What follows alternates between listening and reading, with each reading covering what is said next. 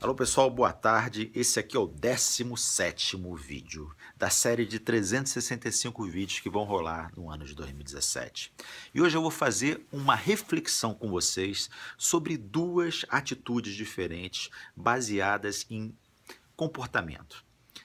E para isso eu vou fazer uma observação entre duas culturas diferentes. Primeira cultura eu vou falar sobre a cultura oriental e depois eu vou falar sobre a cultura judaica. E se você não sabe, eu estou lendo essa semana esse livro aqui que é fantástico, Startup Nation, a história do milagre econômico em Israel. Se você não sabe, Israel é um país que tem 7,1 milhões de habitantes e nem por isso, por ser um país bem pequeno, ele não deixa de ser um país com altos resultados, principalmente na área do empreendedorismo.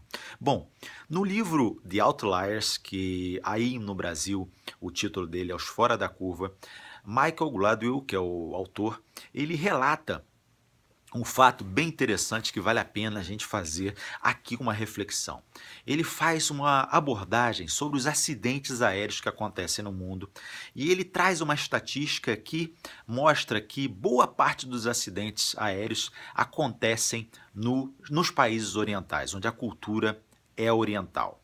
E aí ele faz a seguinte reflexão: quando os técnicos eles analisam as caixas pretas desses aviões que caem, na maioria desses acidentes há um problema de comunicação entre o copiloto e o piloto. E que problema de comunicação é esse? É um problema, na verdade, de subordinação. Muitas vezes o piloto, ele vê que vai acontecer um acidente, ele relata isso no voo e a caixa preta pega esse diálogo e mesmo assim o acidente acaba acontecendo.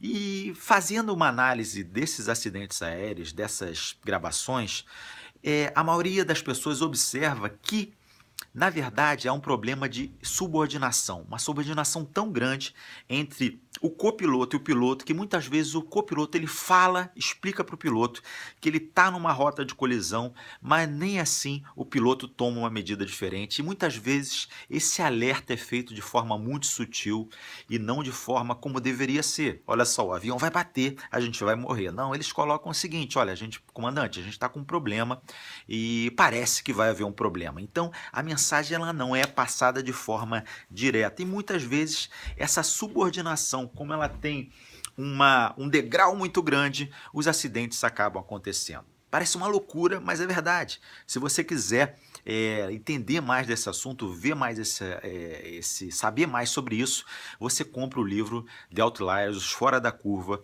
aí no Brasil. Se não me engano, o tema é esse, mas se não for esse, depois eu faço uma pesquisa e no próximo vídeo eu falo com vocês a respeito. Agora, uma outra observação que eu quero fazer é sobre uma cultura totalmente diferente, que é a cultura de Israel,